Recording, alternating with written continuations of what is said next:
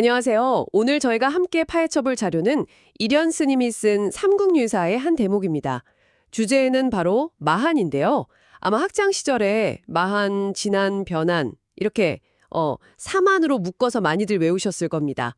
그런데 오늘 자료를 보시면요. 우리가 교과서에서 배운 그 마한이 전부가 아니라는 걸 알게 되실 거예요.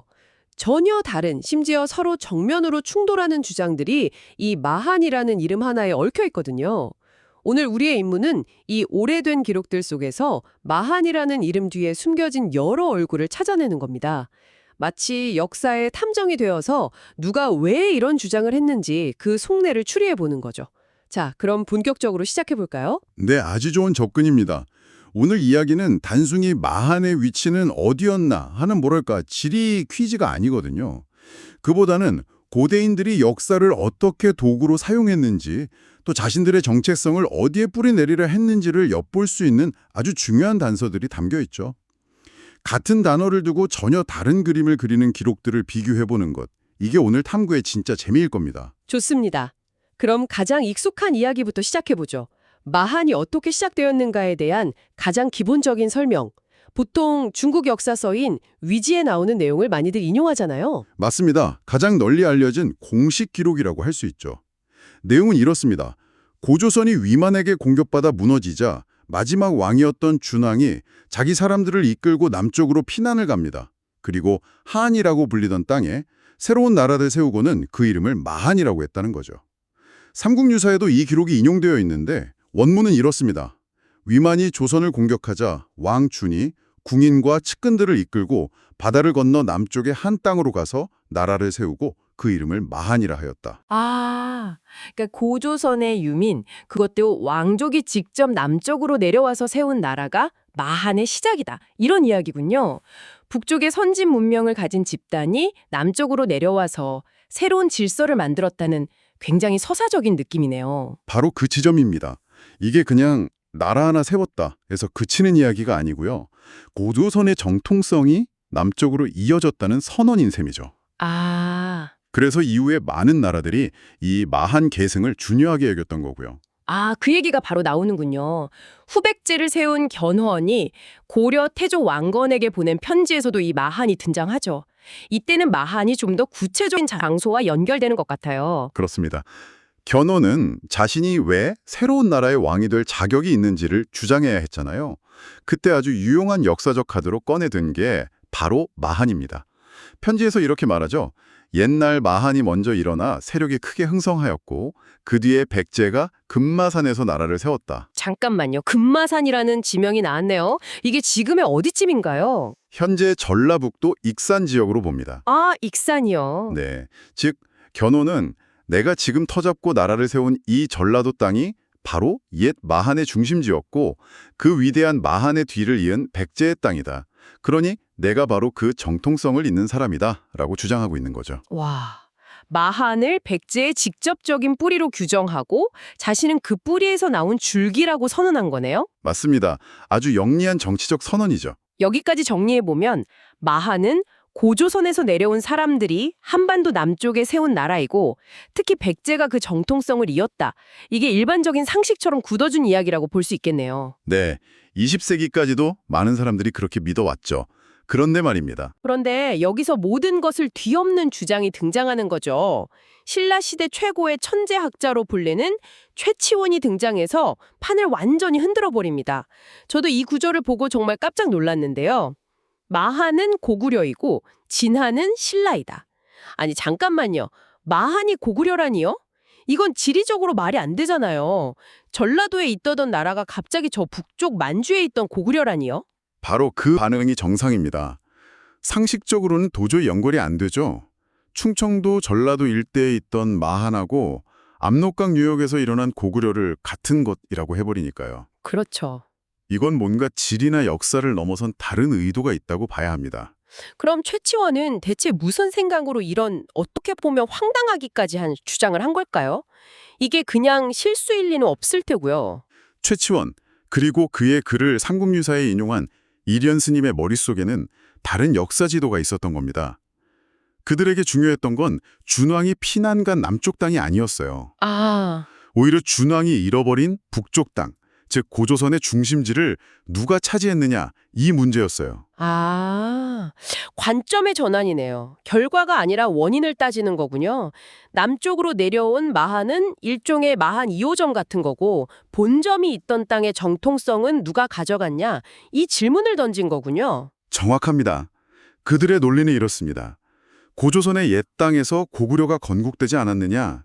그렇다면 동명왕이 고구려를 세울 때 이미 그 땅에 남아있던 고조선의 유민 세력, 즉 오리지널 마한의 기반을 흡수해서 나라를 세운 것이다. 그러니 고구려야말로 진짜 마한의 정통성을 계승한 나라라는 거죠. 와, 그래서 기록에도 이런 부연 설명이 나옵니다. 동명왕의 건국은 이미 마한을 병합하고 그 기반 위에서 이루어졌음을 알 수 있다.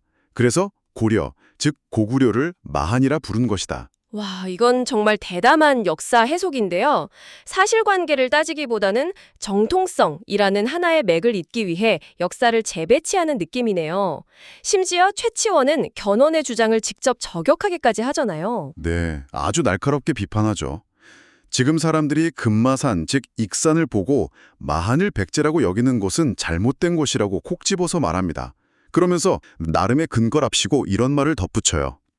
고려 땅에는 본래 읍산이 있었기 때문에 마한이라 불린 것이다. 읍산이요? 그건 또 어딘가요? 그게 문제입니다. 지금으로서는 그 읍산이 정확히 어디인지 알 길이 없어요. 아, 그래요? 네, 어쩌면 그냥 자신의 주장을 뒷받침하기 위해 가져온 근거가 불분명한 지명일 수도 있습니다. 하지만 중요한 건 그게 실제 지명이냐 아니냐가 아니라 이런 식으로라도 지리적 근거를 만들어서 고구려는 마한이라는 자신의 논리를 강화하려고 했다는 시도 자체입니다. 정말 흥미롭네요. 결국 마한이라는 이름은 단순한 국명이 아니라 고조선의 정통성을 상징하는 일종의 왕관 같은 거였군요. 견훤은 그 왕관을 백제가 썼다고 주장한 거고 최치원은 아니다. 그 왕관은 고구려의 것이다. 라고 선언한 셈이네요. 바로 그겁니다. 청취자께서도 이 지점을 기억하시면 좋겠습니다. 역사는 때로 사실의 기록이라기보다는 정통성을 차지하기 위한 논리의 싸움이라는 거죠. 누가 더 설득력 있는 이야기, 더 거대한 서사를 만들어내느냐의 경쟁이었습니다. 그렇군요. 아마 최치원은 신라 말 고려 초의 혼란기에 흩어진 역사를 고조선, 고구려, 신라로 이어지는 하나의 통일된 흐름으로 묶어내고 싶었던 걸지도 모릅니다. 이렇게 마한이라는 이름 하나를 가지고도 서로 자기들의 정통성을 주장하는 걸 보니 당시 사람들이 자신들의 세계를 어떻게 나누고 분류했는지 그 방식 자체가 궁금해지네요. 이런 관점이 다른 데서도 나타나나요? 아주 좋은 질문입니다. 마한 논쟁에서 한 걸음 더 나아가면 당시 지식인들이 주변 세계 전체를 어떻게 바라봤는지 보여주는 자료가 나옵니다. 바로 구이와 구한이라는 개념입니다. 구이, 9개의 오랑캐라는 뜻인가요? 동이라는 말은 들어봤는데 그걸 9으로 나눴다는 건가 보네요. 맞습니다. 고대 중국에서는 자신들이 세상의 중심이고 주변 민족은 동서남북의 오랑캐라고 봤죠. 그중 동쪽 오랑캐가 동이인데 삼국유사는 논어정이라는 책을 인용해서 그 동이, 즉 구이의 목록을 소개합니다. 한번 들어보세요. 현도, 랑랑, 고구려, 만식, 부유, 즉 부여죠. 그리고 소가, 동도, 외인, 그리고 천비입니다. 목록이 정말 뒤죽박죽인데요. 현도, 낭랑은 한나라가 설치한 행정구역인 군의 이름이고 고구려나 부여는 엄연한 국가잖아요. 그런데 일본을 뜻하는 외인까지 한 카테고리에 묶여있네요. 그렇죠. 이건 민족이나 국가의 형태를 기준으로 나눈 게 아닙니다. 그냥 중국의 입장에서 우리 동쪽에 있는 주요 세력들 리스트 같은 겁니다. 아, 자신들의 세계관 안으로 주변 세력을 편입시켜서 정리하고 관리하려는 의도가 보이는 거죠. 일종의 세력 지도라고 할 수 있습니다. 그렇군요. 그럼 구한은 뭔가요? 이건 우리 입장에서 주변을 9개 한으로 나눴다는 뜻일 텐데 훨씬 더 주체적인 느낌이 드는데요. 맞습니다. 그래서 훨씬 더 놀랍습니다. 지금은 사라진 해동한 홍기라는 책의 내용을 인용한 건데 9개의 한 목록은 이렇습니다. 일본, 중화, 오월, 탕라, 응유, 말갈, 단국, 여진, 예맥. 잠깐만요. 목록을 다시 한번 봐야겠어요. 일본은 그렇다 쳐도 중화랑 5월이요. 중국 본토를 한의 일부로 포함시켰다고요? 와, 이건 정말 상상도 못했는데요. 충격적이죠. 우리가 생각하는 대한민국, 한민족 할 때 한과는 개념 자체가 완전히 다릅니다. 이 목록에서 한은 혈연 공동체를 의미하는 게 아니에요. 그럼 대체 뭘까요? 말갈, 여진 같은 북방 민족까지 다 들어있으니 이건 민족도 아니고 지리도 아닌 것 같은데요? 여기서의 한은 아마도 몽골의 칸처럼 위대한 존재, 으뜸가는 세력, 왕을 뜻하는 일반 명사처럼 쓰였을 가능성이 큽니다. 아, 칸처럼요? 네. 즉, 구한이라는 건 신라나 고려 지식인의 입장에서 우리 주변에 있는 9개의 주요 플레이어들이라는 뜻의 뭐랄까 국제관계 리스트인 셈이죠. 와, 이건 정말 세계관의 대전환인데요. 중국이 우리를 동이라고 부르면서 자기들 세계의 변두리로 취급했다면 우리는 반대로 중국까지 구안의 하나로 집어넣어서 우리 중심의 세계관 안에 편입시켜 버린 거군요. 엄청난 자부심과 주체성이 느껴지는 대목입니다. 바로 그겁니다. 마하니꼴 고구려라는 주장과도 맥이 통하는 부분이죠. 역사를 해석하고 세계를 분류하는 주도권을 우리가 쥐겠다는 의지의 표현입니다. 중국 중심의 세계관에서 벗어나 우리를 중심으로 주변 세계를 재편성하려는 시도였던 거죠. 이 짧은 목록 안에 당시 지식인들의 당당한 기계가 담겨 있다고 볼 수 있습니다. 키워드 하나로 시간 여행을 제대로 한 것 같습니다. 고조선 준왕이 세운 망명국가에서 시작해서 백제의 역사적 뿌리가 되었다가 어느 순간 고구려의 또 다른 이름이 되기까지 역사가 하나의 고정불변한 사실이 아니라 기록하는 사람의 시대와 목적에 따라 끊임없이 재해석되는 살아있는 생물 같다는 생각이 드네요. 맞습니다.